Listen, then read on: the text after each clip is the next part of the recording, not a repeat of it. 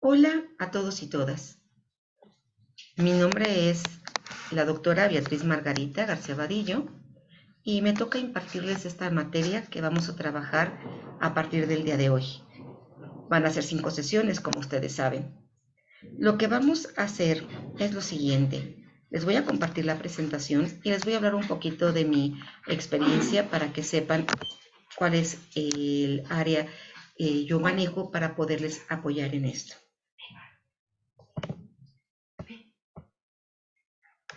Bueno.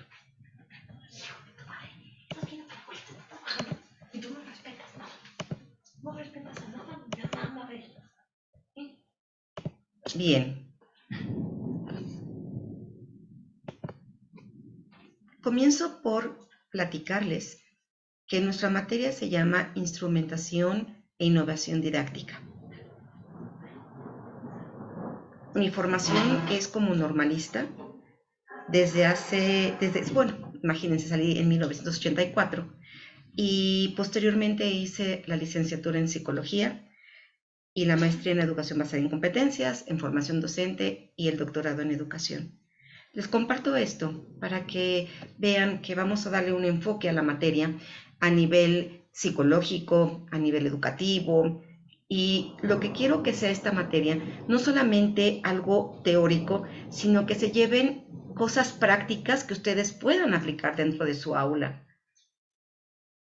Cualquier cosa, estoy para servirles y voy a estar pendiente si hay dudas o comentarios. Bien. Vamos a iniciar. ¿Qué es la instrumentación didáctica?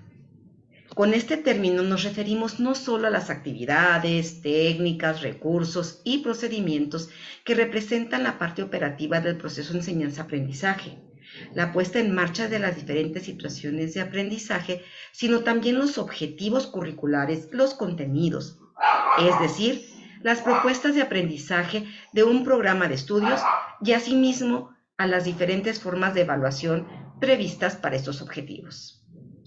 Como ustedes se pueden dar cuenta, es una concatenación de muchas cosas que van a conformar el proceso de enseñanza-aprendizaje y que tienen que ir en sincronía para que éste sea de la mejor manera. Y eso es lo que vamos a trabajar. Cada uno de esos aspectos donde podremos abarcar las cuestiones psicológicas también de cómo va a impactar la educación o cómo podemos motivar, pero también cosas que seguramente ustedes ya conocen, pero que les daremos un nuevo enfoque, como lo que es, pues, las técnicas, los recursos, estrategias, objetivos, programas, etc. Bien. Como resumen, la instrumentación didáctica está compuesto por elementos, materiales, herramientas, medios y recursos y todas las demás partes que lo componen para formar esa totalidad. Como se dan cuenta, cuando hablamos de un proceso de enseñanza-aprendizaje, es un proceso muy complejo, compuesto, como ya vemos, de muchas cosas. Bien. Déjenme decirles que eso que escuchan es mi nieto, se llama Oreo, así que ténganme un poquito de paciencia porque nos viene a acompañar, ¿vale? Bien, a fin de promover situaciones significativas de aprendizaje, tenemos que tener la claridad que uno de los objetivos claves es lograr que ese aprendizaje que se le va a dar a nuestros alumnos sea útil para ellos, que signifique algo en sus vidas, en su actuar, porque aquello que no es significativo es un aprendizaje que se olvida, es un aprendizaje que guardamos, como decíamos los psicólogos, imaginando que la memoria tuviera una serie de cajones de un archivero hasta abajo, porque no es funcional ni útil para nosotros. Entonces, tenemos que promover situaciones significativas de aprendizaje y para ello debemos tener clara la relación de los diferentes elementos que intervienen en el proceso de enseñanza-aprendizaje. Esto nos va a facilitar la selección y organización de las actividades de aprendizaje y, en consecuencia, nos conducirá a una adecuada sistematización de la enseñanza. Y cuando yo hago énfasis en que ese aprendizaje debe ser significativo, es porque siempre les pregunto a mis estudiantes, ¿quién de ustedes se acuerda cómo hacer una raíz cuadrada? Yo les puedo apostar que los que se acuerdan es porque es maestro de matemáticas, porque es ingeniero o porque tuvo un maestro que se encargó de hacer esto tan significativo o tan importante a nivel emocional que no se olvidó. Sin embargo, la mayoría de nosotros, con franqueza, no nos acordamos. Y no nos acordamos porque no lo ocupamos en nuestra vida cotidiana. Por eso es que cuando nosotros demos un contenido, tenemos que buscar la manera de que sea útil para que pueda permanecer a lo largo de la vida de ese sujeto, lo más que se pueda. Bien, en una situación de aprendizaje, no solo es suficiente contar con buenos objetivos y bien seleccionados y elaborados en función del producto final que queremos lograr en el alumno. Va más allá. ¿Qué quiero decir? Que es necesario pensar en las actividades que van a ser necesarias, pensadas, y es más, tenemos que ubicarlas con la creatividad, con todos los recursos que nosotros tenemos como docentes, para que sean acordes a esos objetivos o a esos aprendizajes que queremos lograr en nuestros alumnos o alumnas. Es decir, tenemos que ver que sea una situación específica para que esas actividades puedan apoyar o deban apoyar el aprendizaje para que el alumno no solo desarrolle y ejercite las facultades y conductas que va a aprender, sino que vaya más allá, incluso, como les repito, las aplique y que, pues, en un momento determinado pueda ser parte inherente de lo que ellos son como seres humanos.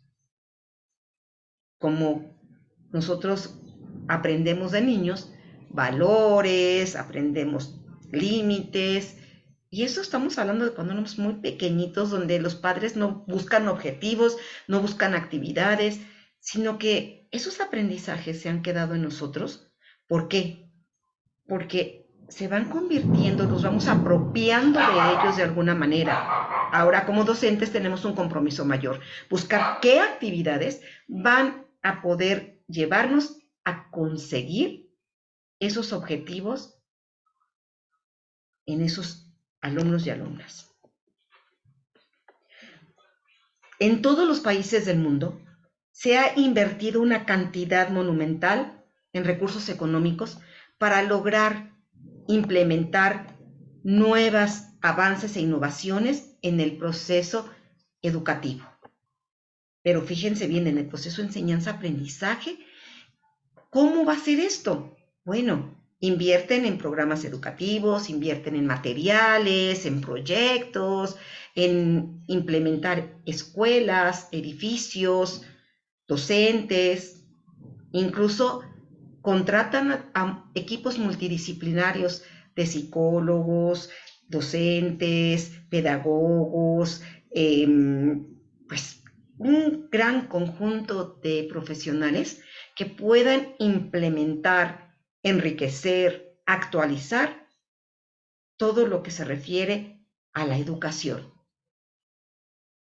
Nos podemos decir, oigan, pero pues es que Finlandia le invierte mucho dinero y son pues de los primeros en el mundo en ser los mejores en la educación.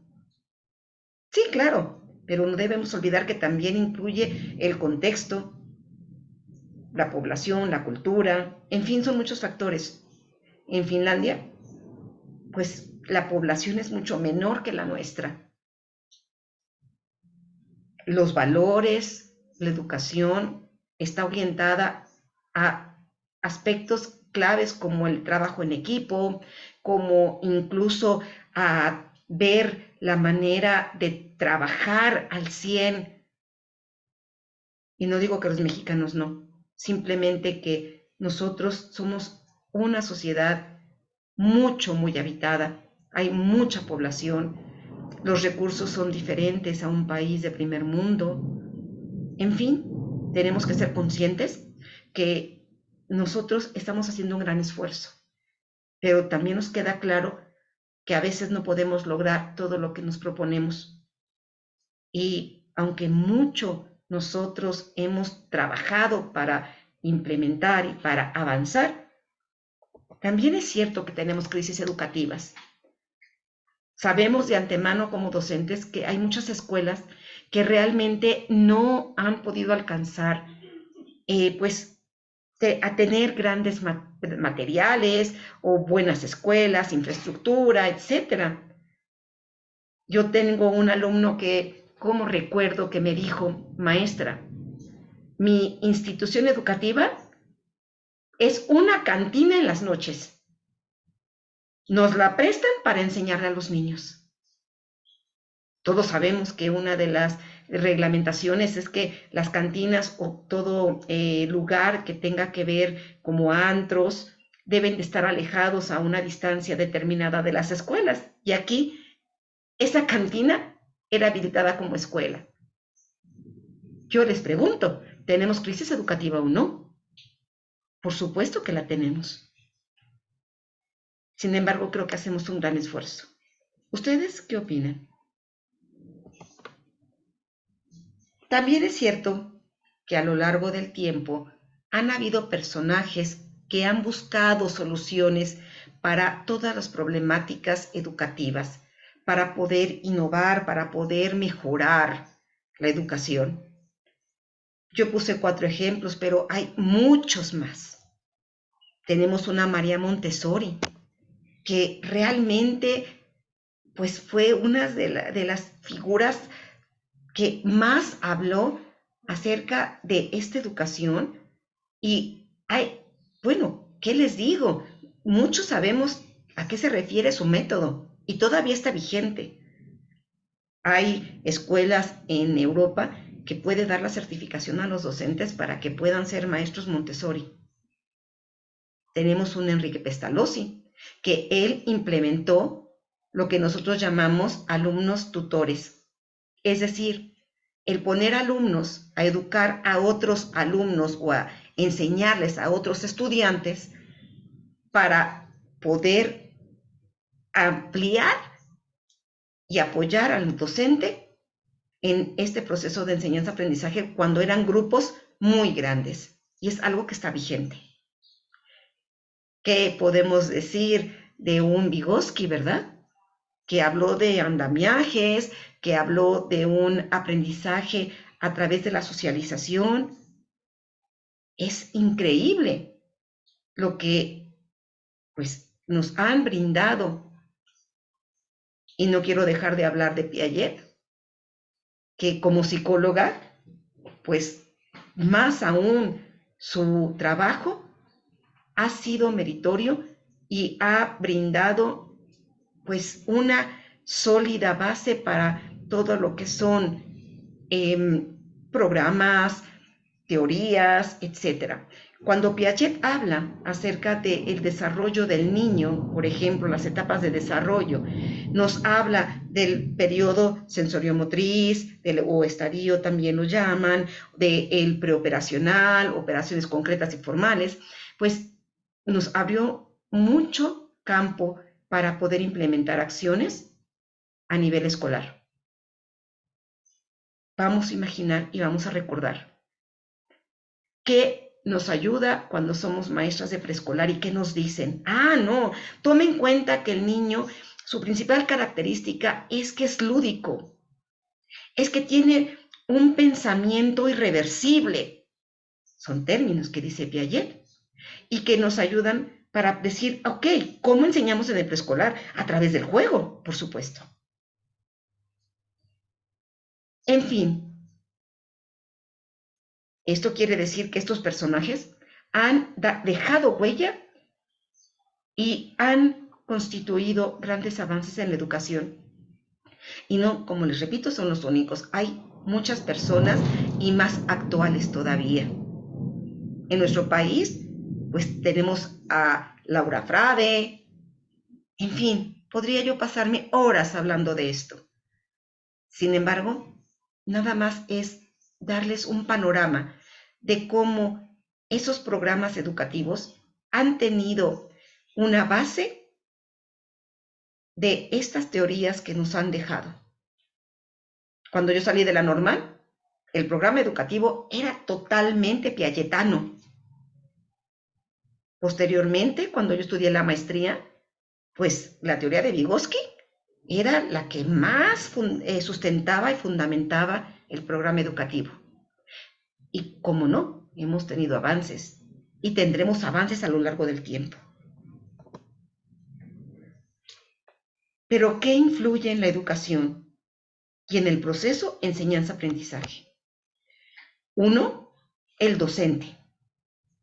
Nos queda claro que el docente tiene el poder en sus manos de poder hacer la diferencia dentro de sus aulas, de poder ser un docente que pueda echar mano de todos los recursos, tanto cognitivos, de metacognición para autogestionar nuestros aprendizajes, que, bueno, el docente tiene un mundo muy abierto para poder hacer magia dentro de las aulas.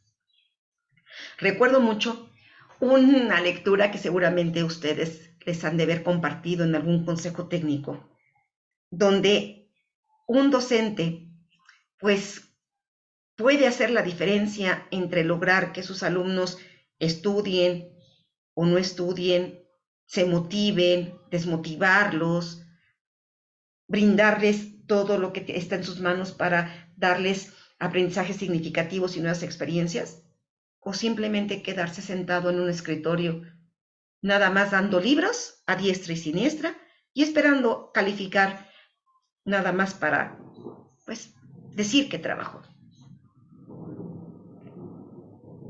Piensen ustedes qué clase de docentes son. Yo espero que me digan que son aquellos que dejan huella y que hacen la diferencia en su trabajo. Luego tenemos a los alumnos, por supuesto. No todos nuestros alumnos son iguales. Tenemos grupos totalmente heterogéneos y qué complicado es. Tenemos alumnos que pueden tener recursos económicos donde no les falta el alimento, el vestido, donde pueden incluso llegar con el teléfono inteligente, pero también tenemos alumnos que si hicieron una comida, es mucho. Y eso, ¿por qué lo menciono? Porque simplemente un alumno que no come como debe de ser, pues no va a rendir de la misma manera. O que sus padres a veces no los dejan ir a la escuela porque tienen que apoyar en el trabajo. Llegan tan cansados que ves en sus caritas que se les cierran los ojos. Qué complicado. Otro punto son las autoridades. ¿Por qué? Porque las autoridades también deben de ser precursoras de avances, innovaciones y de darnos todo lo que está de su parte para facilitarnos la labor educativa. Pero a veces sabemos que no es así, ¿cierto?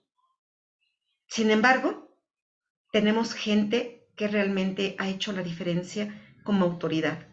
Y va desde supervisores, va desde el secretario de Educación, en fin, o sea, en esa gama de todas las autoridades que conforman nuestra labor. Yo puedo decir que me he topado con supervisores escolares, que hasta la fecha tengo contacto con ellos, porque como directora me apoyaron, me orientaron, y esto obviamente impactó a mis maestros y maestras y también a mis estudiantes. Y puedo decir con cariño para ellos y con mi eterno agradecimiento que forjaron todo lo que soy como maestra. También tenemos la sociedad.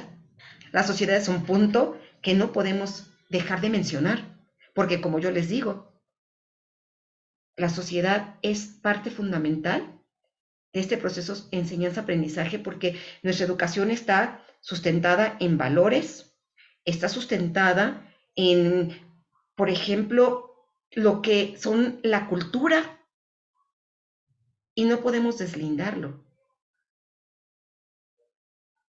Fíjense, yo recuerdo mucho que cuando estaba yo estudiando un poco acerca de la Segunda Guerra Mundial y su programa educativo, cómo me impactó el ver que los alemanes estaban enseñando en ese momento de la sociedad, porque la sociedad también tiene un contexto, y estaban enseñando matemáticas a sus alumnos con problemas como si vamos a poner o echar una bomba a tal velocidad, a tal kilómetro, a tantos kilómetros de distancia, ¿cuánto tardará en estallar?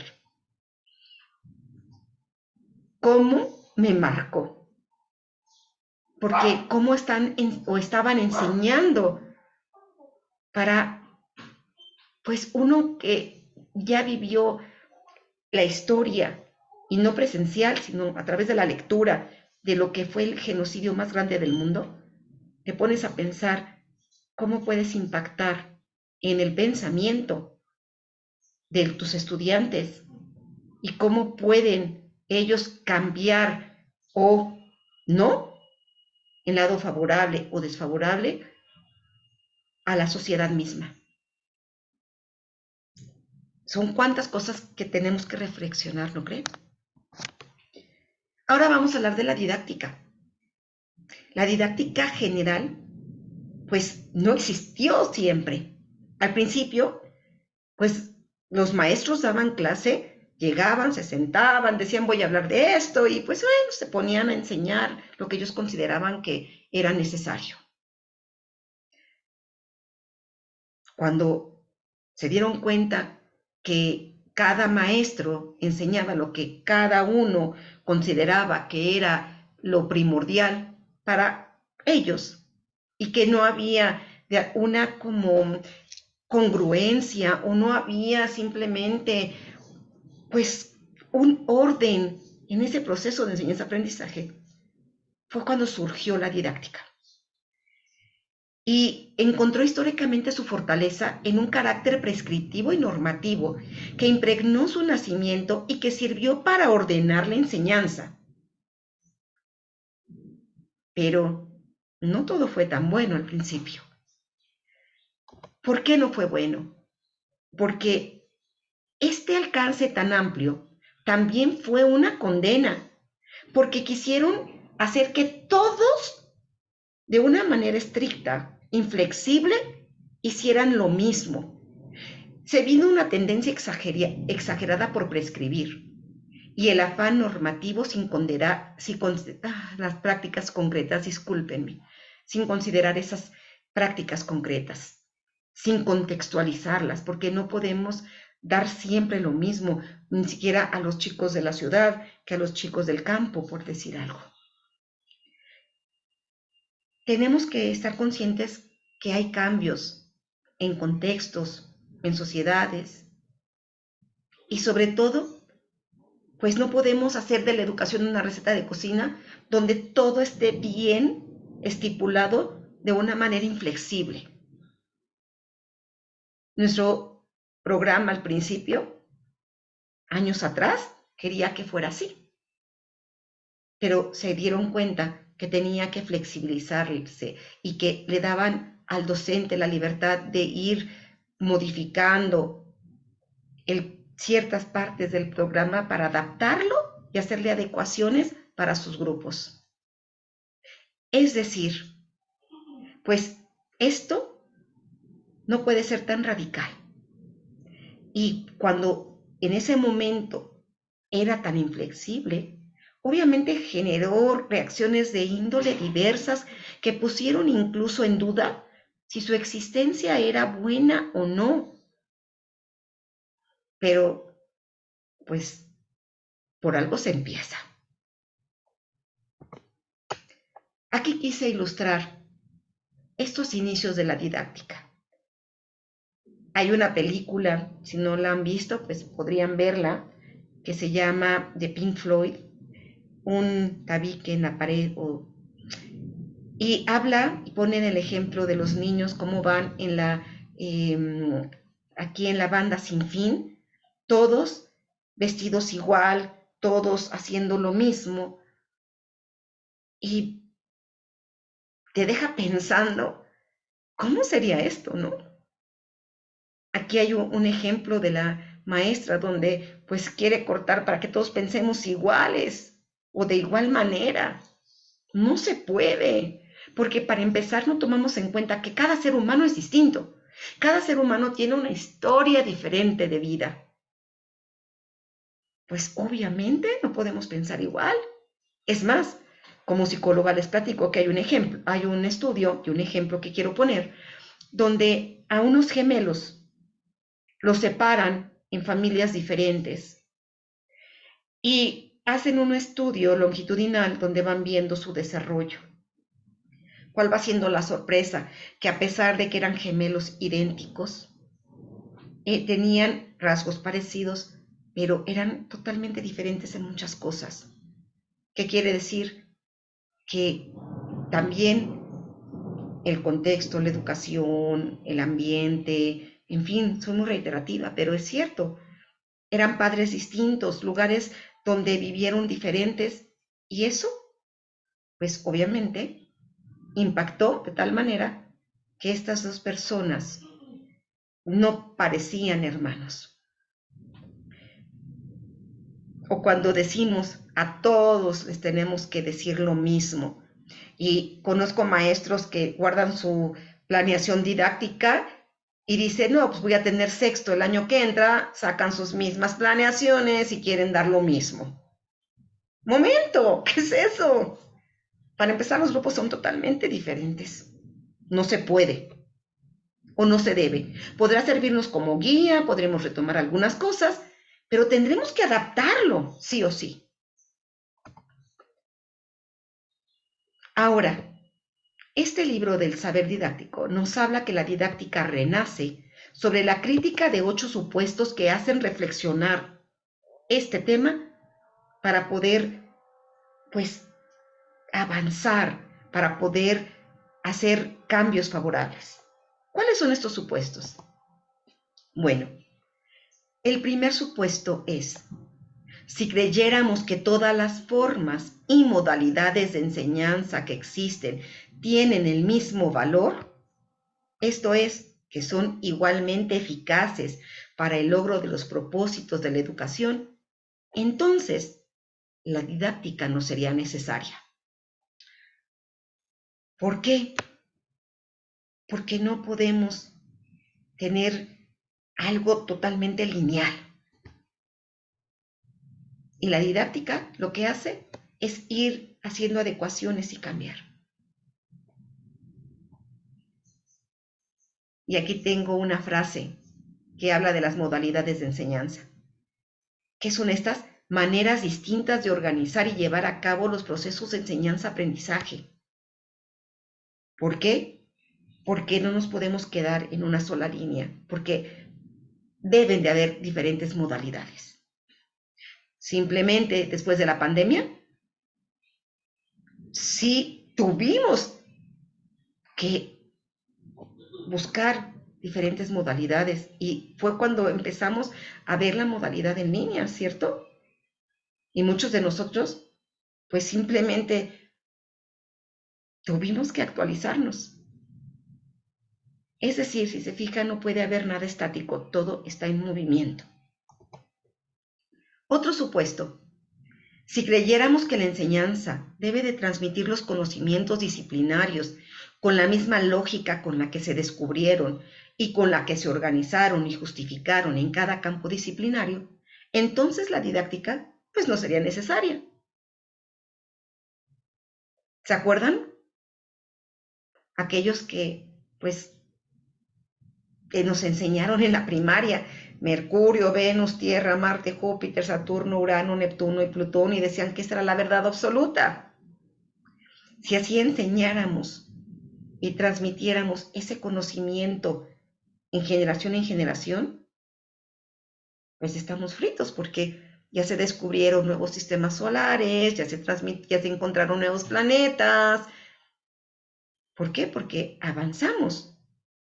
Y si queremos transmitir, como en la época hablando de la forma de transmitir esto, recordamos cómo los maestros educaban anteriormente, y digo educaban porque ellos educaban, enseñaban, se les consideraba en la sociedad como esa figura de autoridad, donde incluso con la regla, a algunos nos tocó a lo mejor el reglazo en la mano,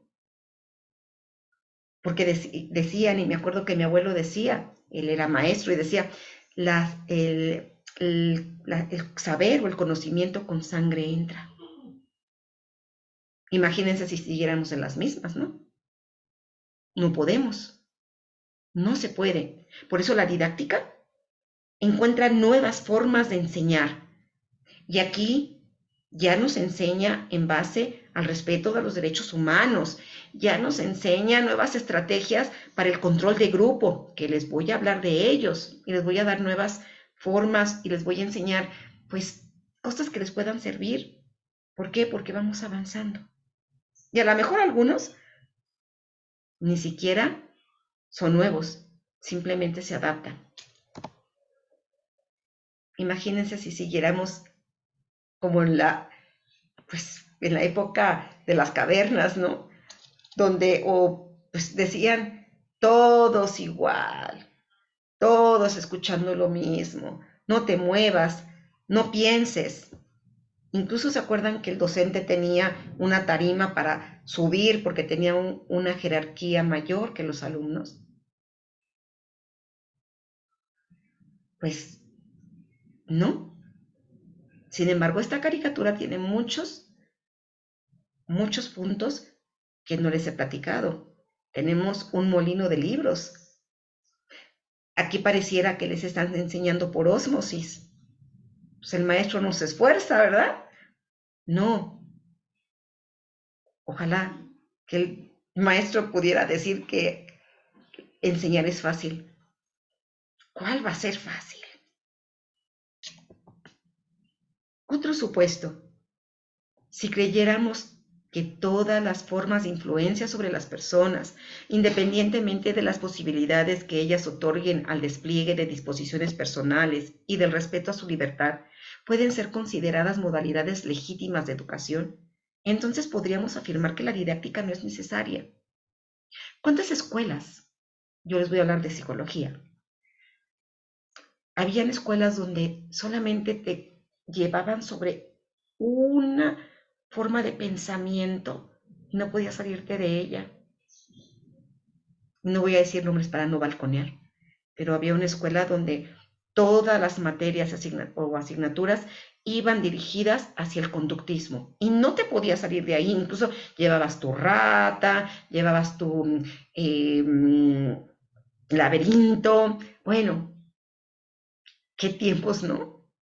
Ahora no. Ahora te dicen, no.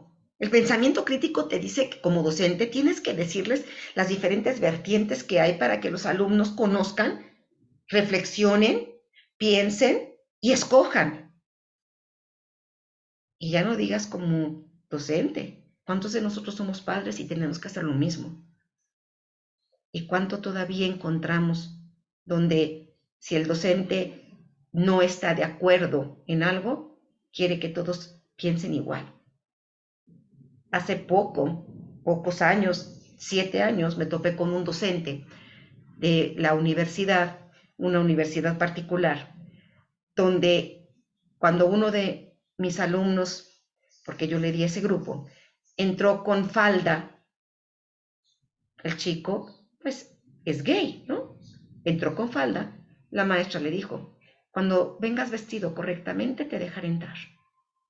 Esa ocasión no pudo ingresar a su clase.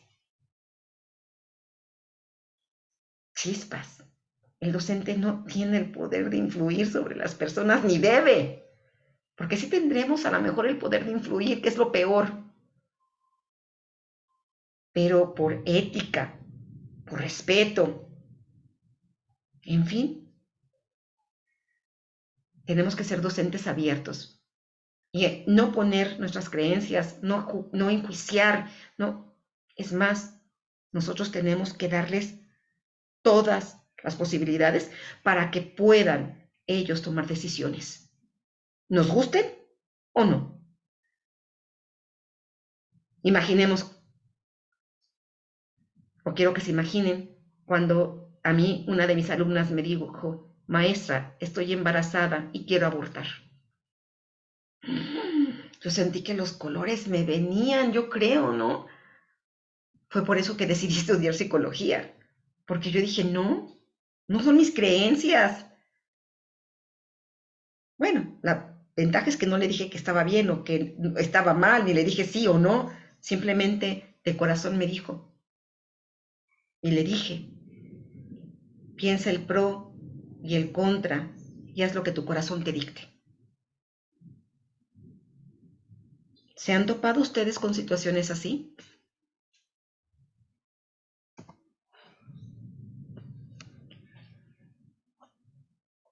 Ahora bien, solo algunos alumnos logran desarrollar habilidades cognitivas de orden superior y altos niveles de conocimiento. Es otro supuesto, donde piensan que otros fracasan o quedan rezagados sin poder complementar sus estudios o sin acceder a los niveles superiores del sistema. Si creyéramos que esta situación es deseable o que no puede o debe ser transformada para lograr la inclusión de todos en altos niveles de desempeño y de información, entonces la didáctica pues no sería necesaria. ¿A quién de ustedes les tocó que en la primaria sentaban a las personas que les costaba más trabajo hasta atrás? No, pues ahí decía, ¿no? Porque yo escuchaba, los burros atrás. De todas maneras no aprenden. Híjole, no, es muy fácil. Pero ¿sabes qué, docente? Es un reto, porque es muy fácil enseñar al que aprende fácil. Es muy fácil enseñarle a aquel que cumple, que tiene disposición, que tiene habilidades cognitivas, pero como dirían coloquialmente, que le gira la ardilla, ¿no? Imagínense, es bien fácil. No. Aquí el reto es hacer que aquel estudiante que no pueda lograr grandes cosas. Y a veces simplemente el decirles tú puedes y el lograr su confianza y el acercarte a esa persona puede dar grandes resultados. Y vamos a tener una sesión que hable de esto. ¿A quién de ustedes lo castigaron con la famosa orejas de burro? ¿A quién de ustedes se toparon con un maestro que les dijo, fracasados, tú no vas a poder? ¿Y cuánto nos costó levantarnos de eso? ¿Y cuántos se lo creyeron y no hicieron nada de su vida? ¿Tenemos el poder de transformar vidas, de dejar huella, o tenemos el poder de destrozar vidas? Porque la palabra de un docente puede hacer la diferencia, repito, o puede hacer que esa persona tenga problemas a lo largo de su vida. Por eso es que nuestra labor es tan complicada y que requiere de gran compromiso, ética, valores, porque son diferentes. ¿Qué clase de docente eres tú? ¿Te lo has preguntado?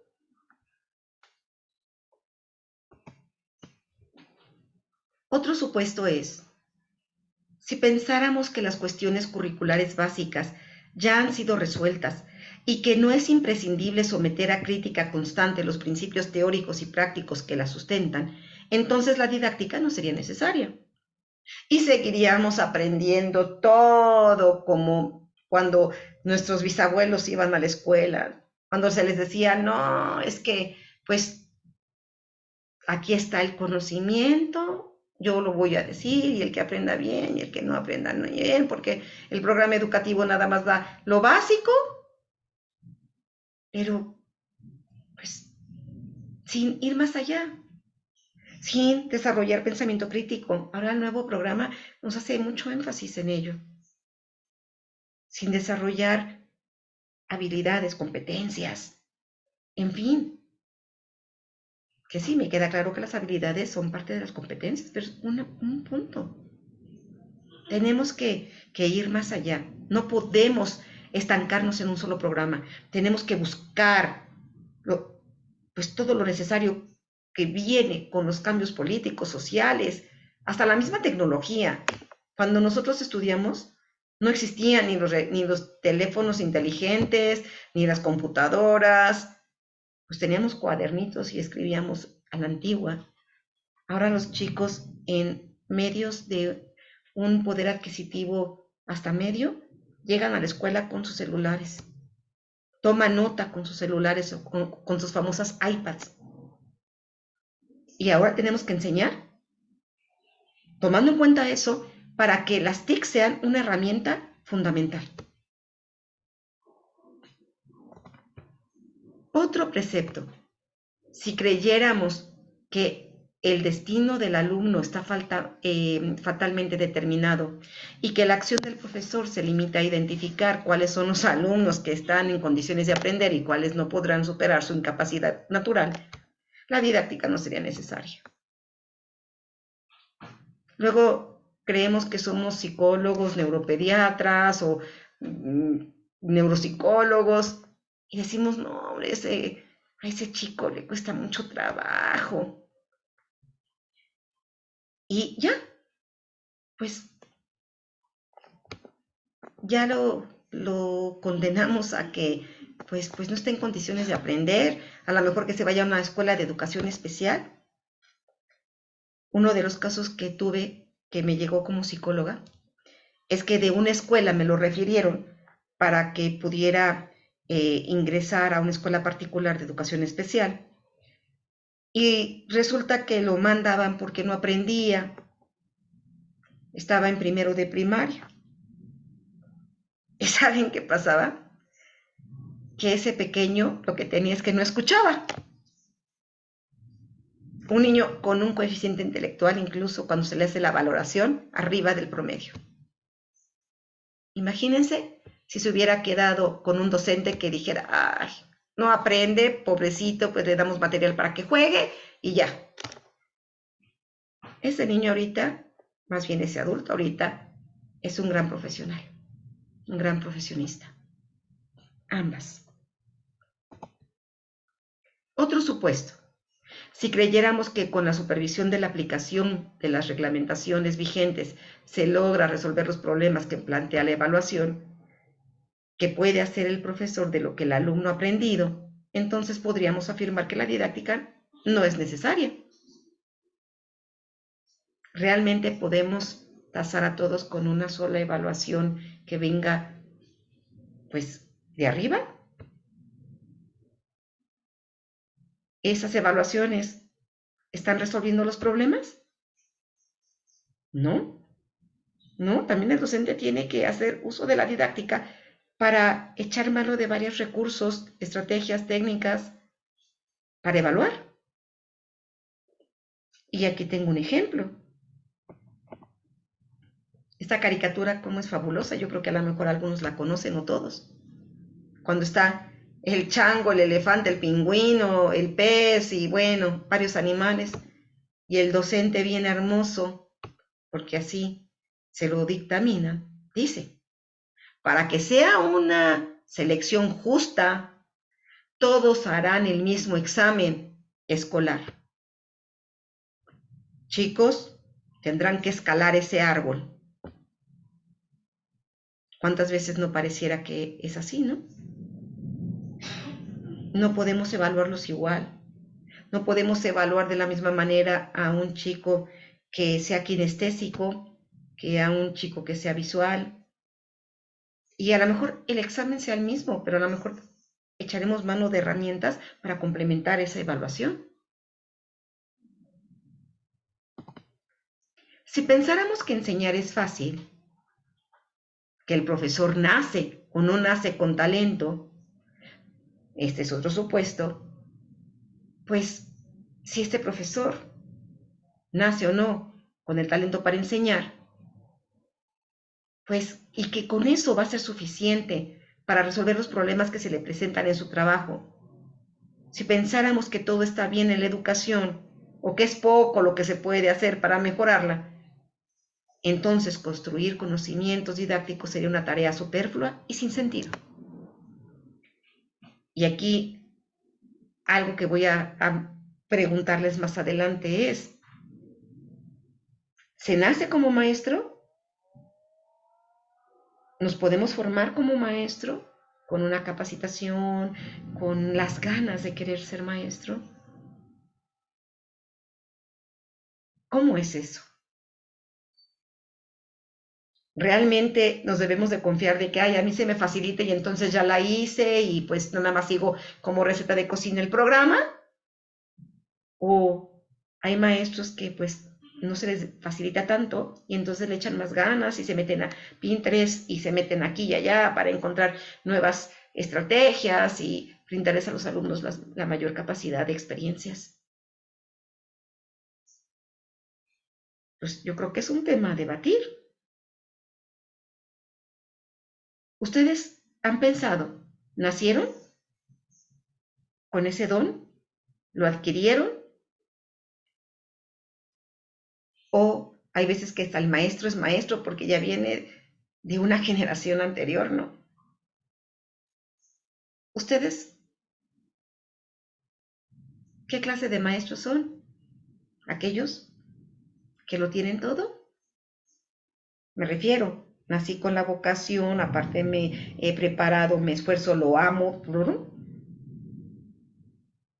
¿Quiénes son ustedes? ¿Qué clase de maestros? Y dense cuenta cómo sí es necesaria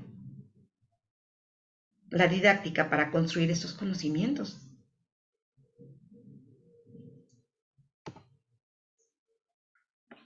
Yo quiero pensar que cada uno de ustedes es un super maestro, porque no solamente es lo que sabes, no solamente es tu vocación, no solamente es el amor a tu profesión, es también tu historia, tus problemas, tu momento, es también lo que traes emocionalmente.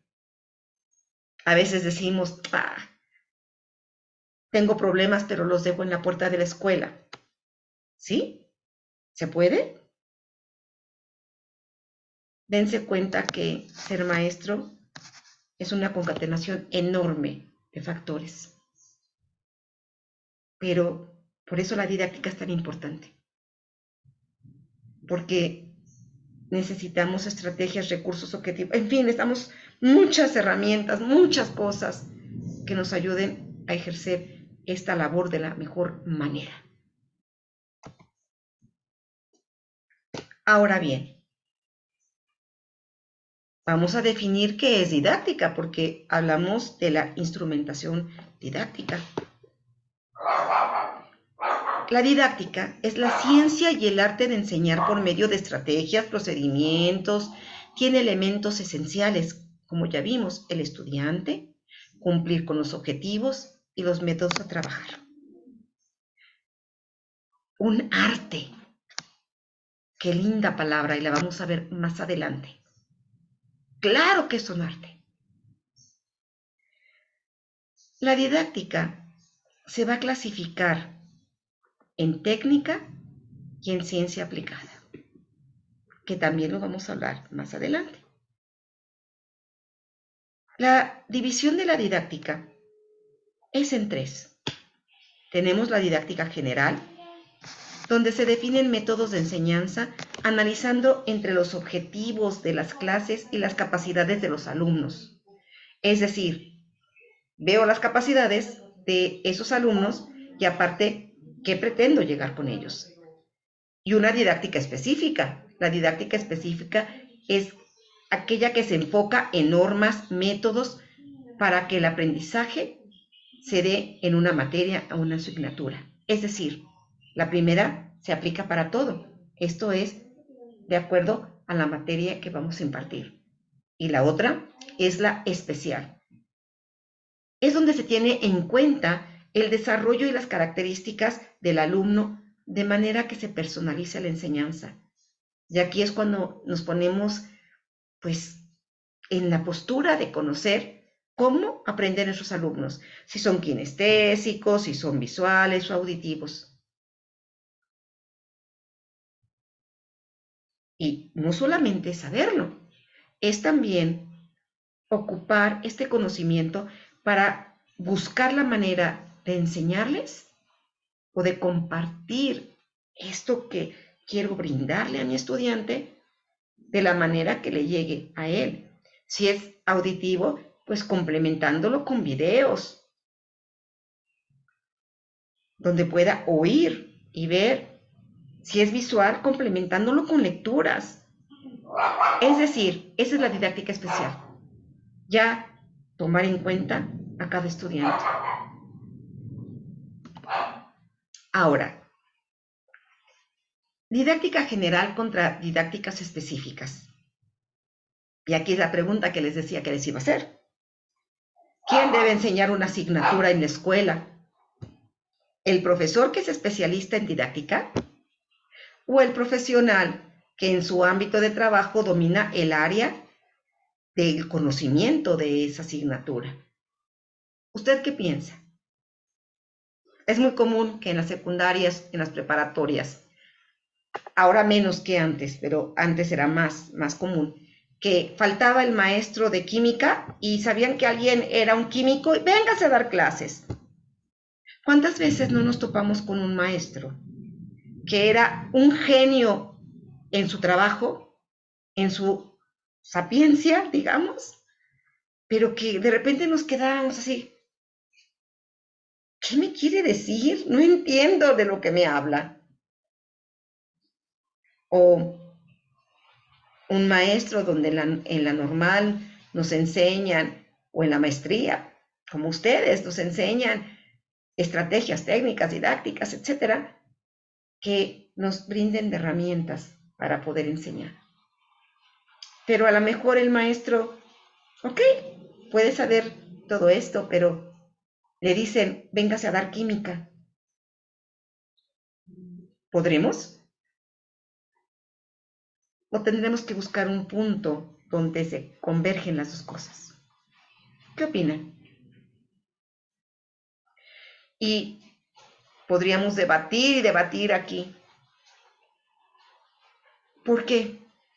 Porque este debate muestra cómo pueden ser catalogados de opuestos los desarrollos disciplinares, didácticas generales y específicas que se complementan. Y volvemos a lo mismo, no podemos ser tan lineales en nuestro pensamiento, debemos de flexibilizarnos y buscar alternativas. Si yo soy un gran químico y me invitan a dar clase, pues tendré que empezar por hacer un autoanálisis de lo que me falta y gestionar esos aprendizajes. Es decir, tendré que llegar a lo que Laura Freire decía, a una metacognición. Ahora, varios autores consideran que estos recortes territoriales, vestidos de disputas teóricas, a veces no tienen sustento epistémico ni expresan una división de roles, sino que muestran una relación conflictiva dada la búsqueda de control del campo laboral en el sistema de la educación. Y aquí mucho también para reflexionar es, aparte de lo que les acabo de decir, ¿sabían que antes se heredaban las plazas docentes? Ahora ya tienes que cumplir con pues, una serie de requisitos. Por ahí me he enterado que todavía encontramos algunas. Pero es de reflexionar, ¿no creen? Pero ¿cómo debemos entender la didáctica hoy? Primero, como un campo disciplinar que elabora y discute las condiciones del éxito de la enseñanza en instituciones abocadas a generar aprendizajes. Al hablar de una institución educativa, esa institución educativa es como la caja de Pandora. donde la abres y tienen que salir todos los componentes que abarca el proceso de enseñanza-aprendizaje.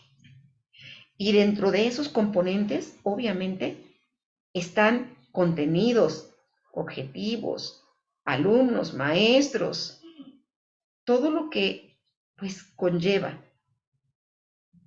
Inclusive, esa institución deberá tener bien delimitado qué es lo que quiere para sus estudiantes y tendrá que tener visión, misión, es decir, sentarse a ver una serie de circunstancias que lo lleven a dar lo mejor.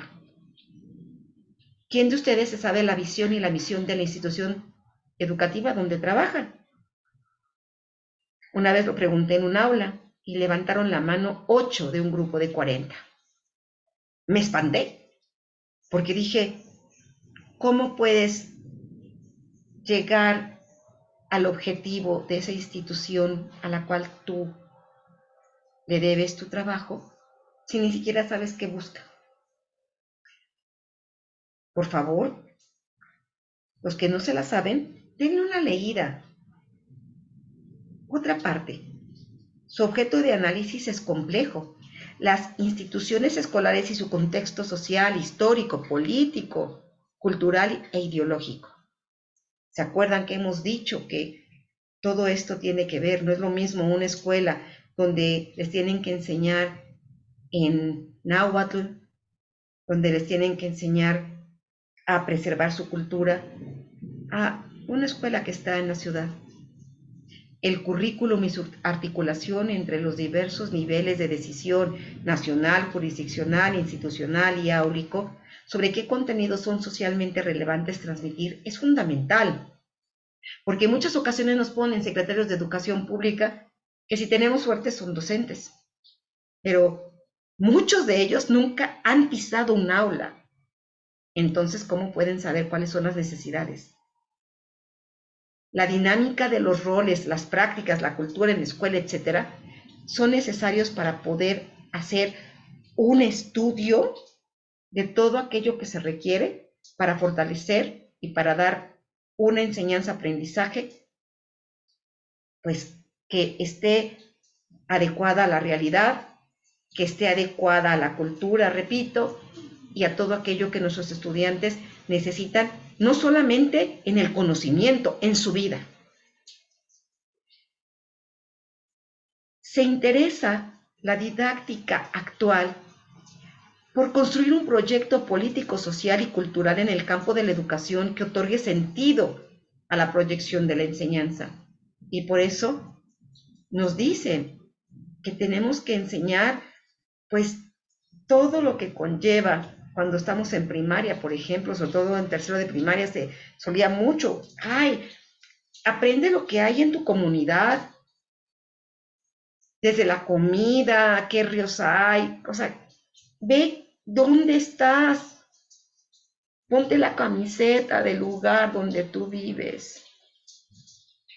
Y tristemente muchos mexicanos no tenemos puesta la camiseta a lo mejor.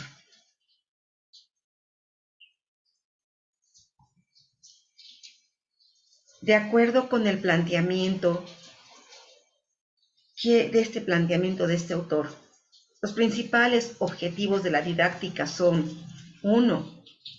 Llevar a cabo los propósitos de la educación. 2. Hacer el proceso de enseñanza-aprendizaje más eficaz. 3.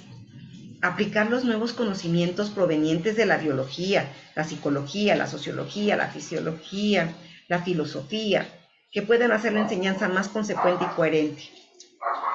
Ahora, yo dije la fisiología, no está en la diapositiva. Bueno, porque biología y fisiología tienen que ver acerca también de lo que es la cuestión de etapas de desarrollo, de, pues ahorita las neurociencias son impresionante lo que se ha descubierto. Y vamos a hablar nosotros también un poquito de ello cuando hablemos de las emociones. Entonces, no podemos desprender todo esto de la educación. La sociología, claro, porque tenemos que, repito, y soy muy contundente en esto, tenemos que ver en dónde estamos nosotros ubicados, cómo son esas personas que componen esa comunidad. La psicología, pues voy a defenderla, ¿no? Los problemas emocionales de las personas, y no solamente de tus estudiantes, los tuyos, tienen que ver en, pues, cómo debemos enseñar, tomando en cuenta que esas personas son seres humanos que sienten. Por eso ya se habla desde hace poco tiempo de las competencias socioemocionales, ¿no? Antes ni se conocían. Sí lo hacíamos, pero de una manera empírica. Orientar la enseñanza de acuerdo a la edad evolutiva del alumno y alumna para ayudarles a desarrollarse y realizarse plenamente en función de sus esfuerzos de aprendizaje. No podemos enseñarle igual a un niño de preescolar que a un niño de secundaria.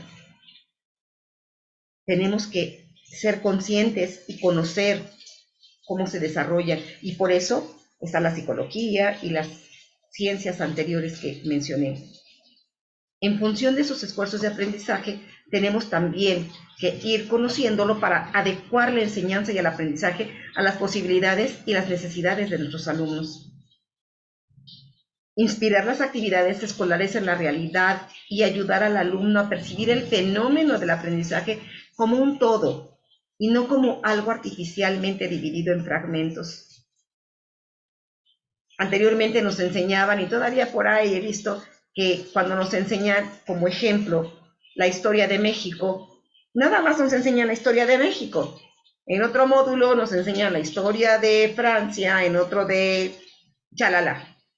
Y a la mera hora, tú no sabes qué está pasando a nivel global, nada más ves pedacitos y luego te sorprendes cuando dices, ah, caray, cuando en México estaba la colonia, pues en Europa ya había incluso hasta universidades, pero como nos enseñan todavía tan fragmentado, pues creemos que pues, la educación no se llevaba de la misma manera o se llevaba en diferente época. Es decir, en la colonia llegaban todas estas personas que eran los frailes a enseñar, pero, repito, en Europa ya estaban súper avanzados, ya incluso llegaban a ver las primeras carreras profesionales, pero hasta que no estudias todo en la misma época te das cuenta y puedes ver la globalidad.